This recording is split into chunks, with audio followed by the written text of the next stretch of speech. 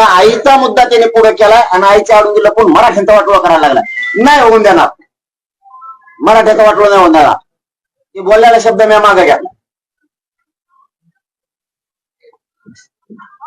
Okay.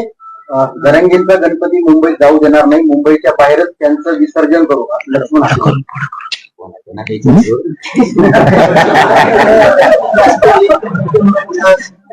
Channel काय असते आम्ही महत्व देत नाही त्यांना. कोणाला महत्व द्यायचं कोणाला नाही आम्हाला चांगलं माहिती. एवढी ताकद स्वतःच्या जातीसाठी लावा.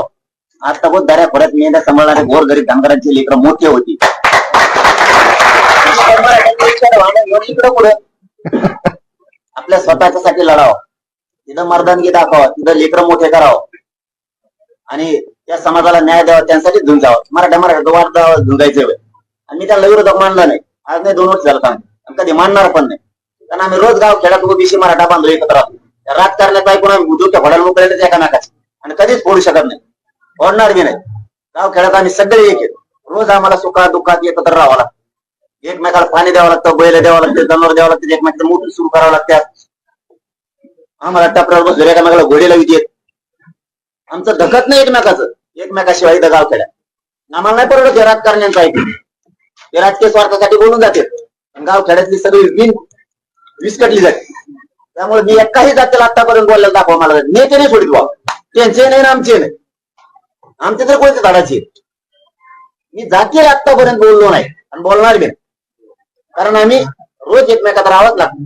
सुख आलं दुःख आलं, कुणाला दवाखान्यात न्यावं लागतं, कुणाला काही एकमेकाच्या सुखा दुःखात जावं लागतं. आम्हाला सगळ्या जागेवर एकत्र राहायला लागतं. यांचं ऐकून आमचं कोणतं पोट भरणार आहे. आणि ओबीसीचं ऐकत नाही. ओबीसी दाखवते झटका टायमाला. ते म्हणजे तू तुला झेंडी तिकडं आमदार होतो, मंत्री होतो, तिकडे आरक्षण मागायला सोडून लढतोय मराठ्याची विरोधात आरक्षण देऊ नका. गरीब ओबीसींना वाटतं मराठ्यांच्या जर नोंदी सापडल्या तर गरीब मराठ्यांच्या लेकराचं कल्याण झालं पाहिजे. यांनी इकत भांडण घेऊ नये. मराठ्याच्या नोंदी नसत्या तर मग ठीक आहे म्हणते, मग आंदोलन करू. मराठ्याचं असून देऊ नका म्हणता तुम्ही. त्याच्यामुळे तेच उठले, त्यांच्यातून तेच उठले. एवढं काळी लावून गेले 6 वर्ष. पाटील शरद, एकीकडे तुम्ही मुंबईकडे मराठा आरक्षणासाठी जाताय, मात्र महाराष्ट्रात दुसरीकडे शरद पवार गटाकडून मंडल यात्रा काढण्यात आलेली.